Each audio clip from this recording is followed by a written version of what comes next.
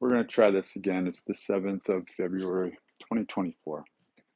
And doing my training a little bit later. How I do this is I layer a few different stations, few channels. So right now I'm doing indoor walking. It is raining outside right now. This is Central California. And it is really storming today.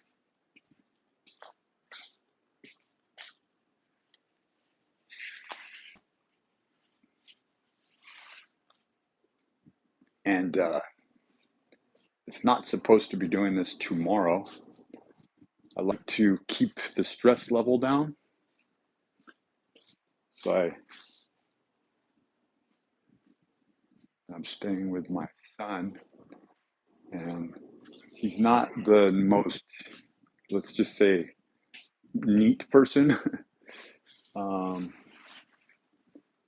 put downs intended there, but just like he's not somebody who you'll see cleaning and scrubbing things. So, but everything's kept relatively orderly. Okay, if that's how you. But anyway, I digress. And what I try to layer this so that I'm doing more, shall we say, intellectual investigations into a phenomenon that bridges between freaky physics, outright trafficking and abuse of people, marginalization, all the way in through narcissism. And in my weird, quirky mind, I study something and then I just instantly begin to, as an INTJ, create parallels with certain behaviors. And it's just so odd to me that the electron itself seems to pop in and out of existence, seems to take up this negative space, like the electron storm or the cloud, and can be frozen at angles in time, and you start to see, again, you look at Nathaniel Gillis, you look at other people who are studying this sort of pervading entity that can be traced back as far as there was a sort of conductive bibliography to denote such characterization, as to say that even in tribal systems, this what would be esteemed as a malignant behavior, those people would be promptly done away with. I can't remember the book, if it was DNA by Watson, or I think I was studying social intelligence, emotional intelligence, Goldman, at the same time. So I oftentimes, this is going way back, so I oftentimes kind of confuse the narrative, but there was, this way of getting rid of very deviant behavior disordered people by birth, supposedly, by Eskimos or Indian tribal systems, where they would actually take these people up to a cliff's edge and do a ceremony or ritual and kind of like go, you got to go, fly away. And they'd push them off the side of the cliff. Like, you've been cast out, And I think that this works part and parcel in a very indirect way with wokeism and cancel culture, where it's not deviant behavior. It's based on social networking and whether or not you are liked as an influencer, accepted into a phantom. Like, what it's getting at here is that there's the bridge work and the construction of an entity or a consciousness that could be put into a physical form, where by proxy people think of themselves in one way, where they think that they have this sort of higher mind judgment, this ability to discern, right? And there's an entity where there's no argument if you're going to use certain linguistics and terminologies and try to posture yourself in such a way. I'd say wise spade is 7. If you ever watch that guy, where he's just saying the most crude things, and it's funny on the surface, but then when you get the rare appearance of who's speaking, who's talking, it's like, how did something or someone like this come to be? And it's like, here you go. It's the sign of modern culture, where somebody isn't designated into certain jurisdictional zones or power. That is, someone can exemplify a trait of, say, an alpha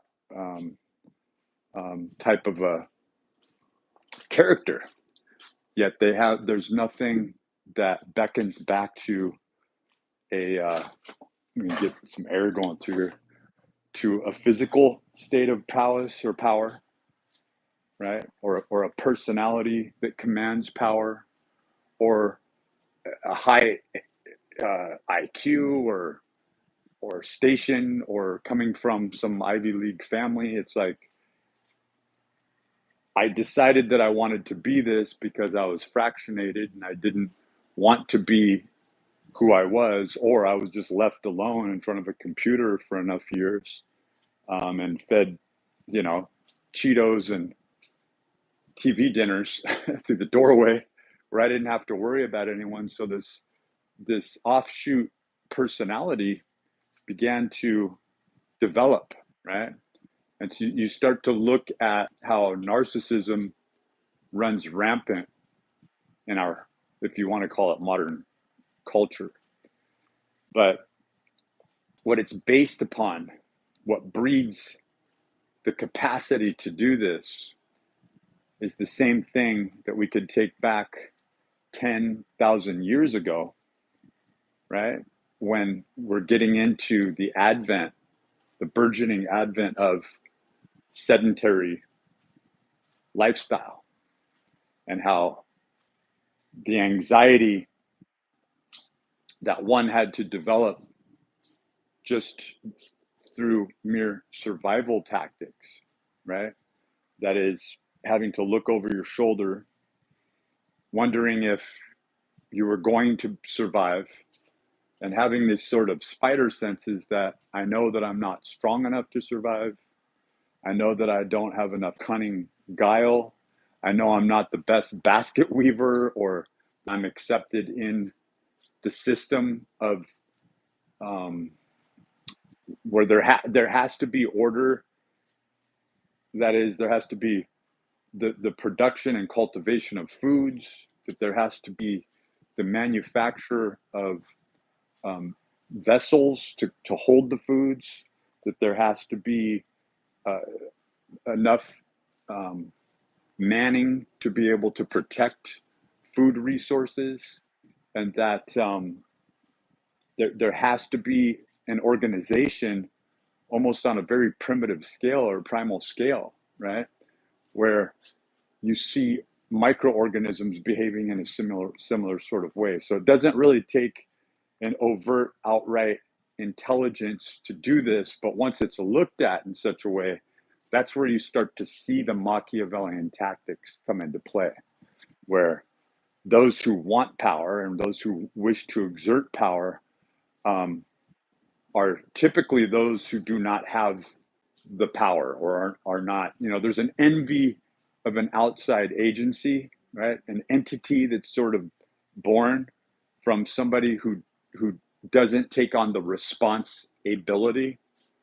And so there's an existential view of a beauty that somebody has, a skill that someone displays, But the responsibility factor is something that is not seen nor respected, from an inability of the narcissist to be able to do the tasks, right, through this malignant sort of jealousy, right? So it's not a healthy envy, it's not a healthy jealousy to where there's aspiration that's implanted. It becomes of diabolical means and measure, where somebody will learn to use guile, downright machination, and then creating situations by proxy, right? To where at this point, we have to study systems of belief, hierarchies of order, such as Maslow's hierarchy of needs. Of course, at the very top, amended, was transcendence, and that took it on to a whole nother level.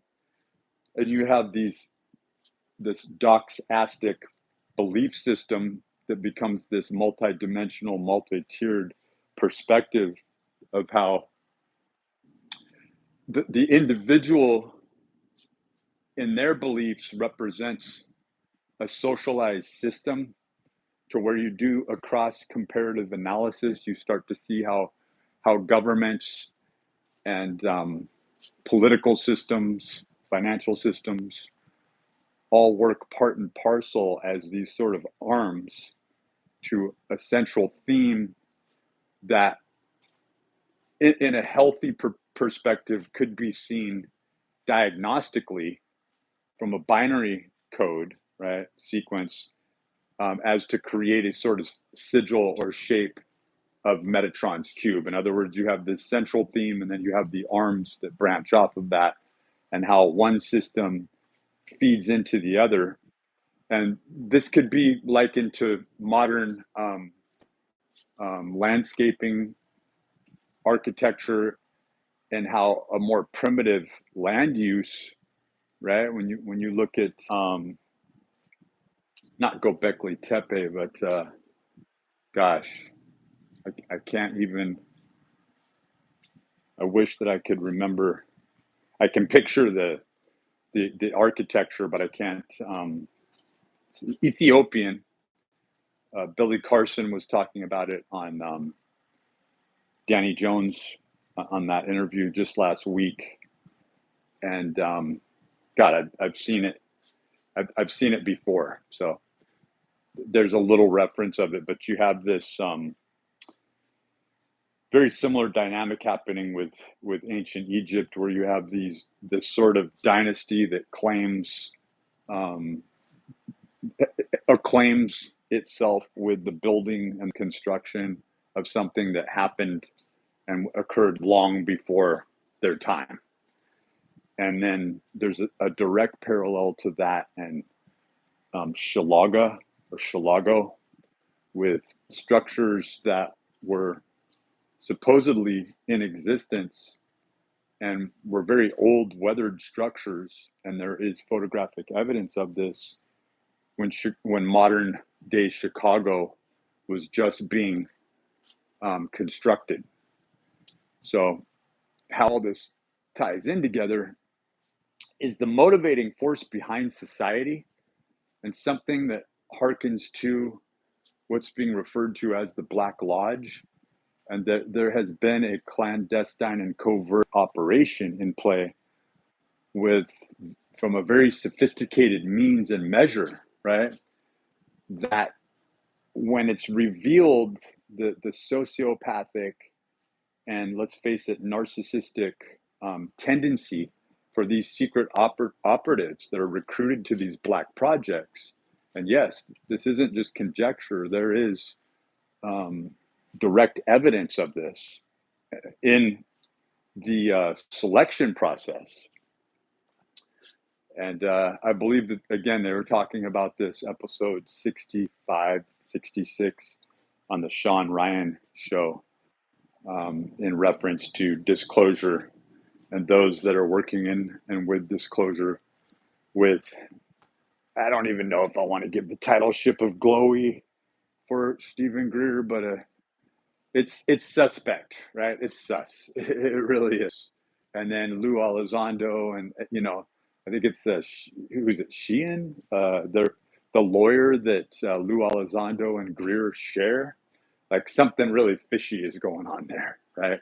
So my fascination is really looking at the fact that there is this obvious tracing with these people to where you could look at these strange occult rituals that are occurring from the trafficking that's taking place.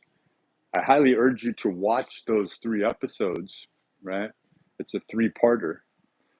I highly urge you to watch the 4, and I think there was even a live on New Thinking Aloud with Jeffrey Mishlove when he was interviewing Bob Bigelow, Robert Bigelow, in terms of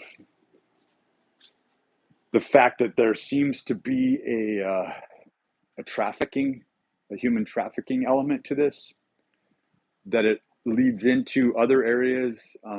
And this information was erased off of YouTube. The channel has been taken off many times, and it's under the moniker of Last Messages. And he had, and it may still be up. I tried to actually record this. I may even have a recording of that in a video that I did a couple of years ago, to where I knew that information was going to be taken down, but it was direct evidence of adrenochrome harvesting linked to a shadow government operation that was going on there. Of course, that's an abstract term these days as well. What do you call it? Black projects. So it leads into this term, the Black Lodge, to where there is a very narcissistic, malignant entity or force that could be likened to satanic rituals, that works within government systems as its own entity, and that invariably it doesn't need to show its face at all times. It shows up much like the Men in Black at the times where it has to show up. It blackmails people.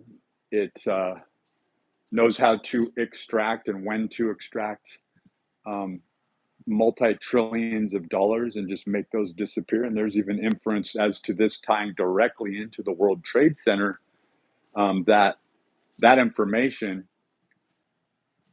came out at the same exact time within 1 day of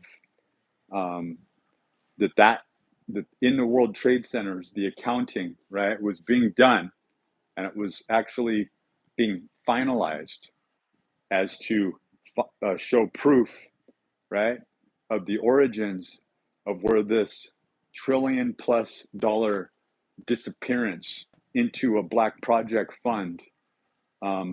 So whether or not you want to give credence to that, right, or tie that in, it starts to create this whole tapestry with respect to, or lack of respect toward, these entities, these operatives, right, that could be likened to Nathaniel Gillis' work and research on what he calls multers, right? These entities that confuse, they go as far as to create quasi pregnancies, right? And sort of like, I don't know if you would even call it this, but like spiritual miscarriages. I think there's Carla Turner is somebody that you could look into. Also, channeling that's been done through and by way an individual, an entity called Seth, that's actually archived in collegiate settings at this point, because there's such a profound historical record with this. And if you're looking to find out more about that, Where Did the Road Go with Soraya gets into this. And then I've already mentioned as far as the Black Lodge, some really good interviews on that. Through a Glass Darkly. Ironically, I was just watching something on, and that is a term that's used, but that term for the first time was used by this gentleman who's a physicist, right? And he heavily got into psychology. And hearing him talk, it's almost like he understands the components of the human complex, right? And these deviant behaviors, like he's describing, and I've put links to that gentleman's website below in the community post, but he's talking about things almost in this sort of quantum physics way, like he has this deep understanding and the complexity of how this works, the tapestry that, again, you have to develop this sort of doxastic viewpoint where it's just this multi-dimensional belief construct. Once you enter into this with this very malignant force, I know I keep using that term, but it's what other way can you describe it, where you have this entity that's so diabolical that people who aren't even speaking of things from a spiritualist standpoint have to use terms such as entity and hearing voices, right? And even using such reference that gives credence to or shows that the origin of the form is outright evil. I mean, these are people who are working around the clock to dispel the notions of this and the simplicity of just putting things in a good or evil category, or overusing terms like demon, right, or angel, and to get away from this eschatology, and this fascination with heaven and hell, only to see that it's very prevalent all over again. And it's like there's a physical body of the entity missing, and that physical body is what Nathaniel gets into, where the human being becomes a host, and they're not inviting this entity in. It's coming without invitation. It is very hostile, and the experiences range from very violent and sexual assaults to outright putting people into harm's way, and at times, showing stigmata and signs of writing from under the skin. Under the skin. So if you haven't looked up Nathaniel Gillis, please go on his channel. He's, I believe, right now in the UK, speaking with Barry Fitzgerald and Steve Mira on this subject, and that it is the tip of the iceberg, and the reason that the information seems so abstract, but it's here, it's present, and you really need to take this seriously. It has to do with this entire discussion of disclosure, ufology, right? And the ETV agenda, right? And more so, the statements and the documentation that this has been around for a very long time. And the fact that Stephen Greer is trying to create a false timeline, in my opinion, with the advent of the atomic bomb, the hydrogen bomb, that's when they showed up. And as we know, that's complete bullshit.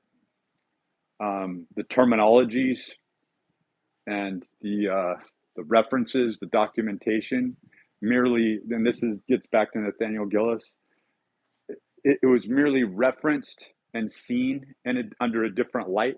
But when you really get down to it, there's not any difference, right, between this demonic entity, the zeitgeist, the zeitgeber, right, the ghost-like entity, the pervading entity, demons, muses, right?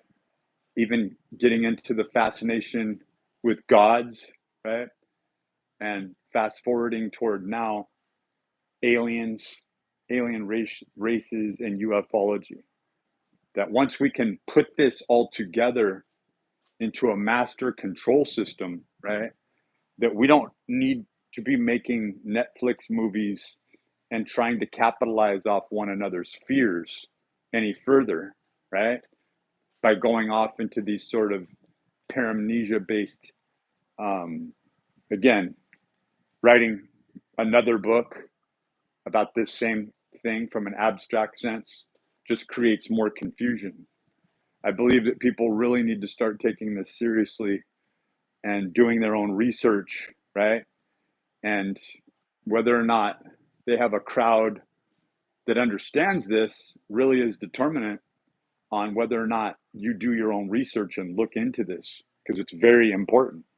But I believe that it begins with a sedentary notion that when you really look at yourself and actualize, what am I doing right now when I'm watching this that I'm doing right now? What am I doing right now at any given time? Are you in action? Are you really trying to find out, or are you just trying to be entertained? Can you remove yourself from the sedentary aspect as if you were a battery in the matrix, right? For some clandestine machine in operation? Are you able to wake yourself up and see that you have free will? And in order to exercise that free will, in fact, it's so paramount and important that you do recognize that, because you are missing out on the chance for you to develop your soul. And I believe that that is really what this is all about.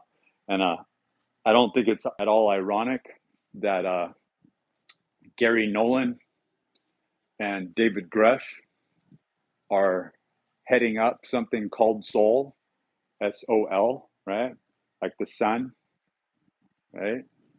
And that he's trying to bring people together to do exactly what I'm talking about right now, is that he sees that there's this deep need, whether you want to look at it as an infrastructural need or personal. I don't think there's any difference at this point, to not only investigate this, but to bring out into light what's really going on. And one positive that's coming out of, Greer's work, and whether or not he's an operative, whether or not he's trying to play double, triple agent, the fact remains that he's got over 700 people completely vetted with stories, much like Eric Hecker, much like David Grush, to come forward with this information. And, you look at the ties in with Tim Taylor, you look at the ties in with Diane Pasolka, right? You look at the theological underpinnings of what's going on here. You look at the physics and the scientific aspect of it. You see it in a real world sort of way when you have somebody who works for Peter Thiel, I think, on a part-time basis, like Jesse Michaels and his reach with Eric Weinstein, right? I mean, you're talking about something that's so intricate and so multi-layered that it has already worked its way into the intellectual footprints of who we are in modern day society, right? And where this is going in the near future, and whether or not we even have a future at all. Something to think about, food for thought.